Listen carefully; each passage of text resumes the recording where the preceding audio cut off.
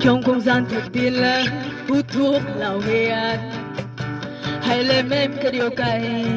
Anh ơi cho em xin quần gem quần đóng với cốc nước để ham phê. Anh đợi em nhớ anh biết trai thì em mộng mơ nghe thơ là thế. Đến giữ ngã tư cho ngày sau em luôn dàn dở. Đến với anh sẽ chẳng mang cho em nhiều hơn. Em biết chính mình là người sẽ rất buồn.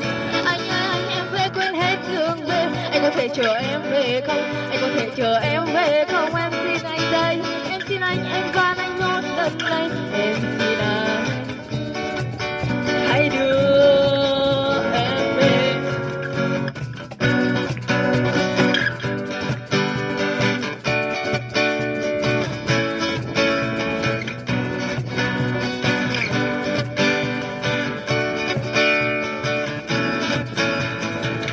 Đã có lúc em như thờ chẳng biết anh nhớ mình đi đến đâu đôi chân thờ than đáng cay tràn trề.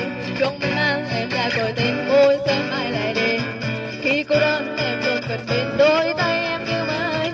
Cho anh xin anh bị đưa anh ơi. Anh hãy bật lửa châm cho em, bật lửa và châm cho em anh nhé. Cho em độ trong vòng tay anh. Thôi em liền kề anh. Em đang về, em đang về, em đang về, em đang về lòng là thế thôi. Em sẽ là giấc mơ để anh ngủ quên từ sau. Tìm em trốn nơi xa vắng gió.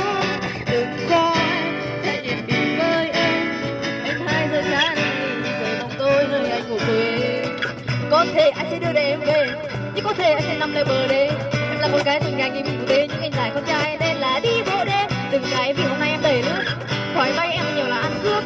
Không phải em có gì là công ước, đây là hước tiếp thế hết còn là thời mời bước. Là thế thôi, em đây là giấc mơ. Châm cho em, bật lửa và châm cho em anh. Đừng có em sẽ yên bình với em. Anh hai rơi xa đây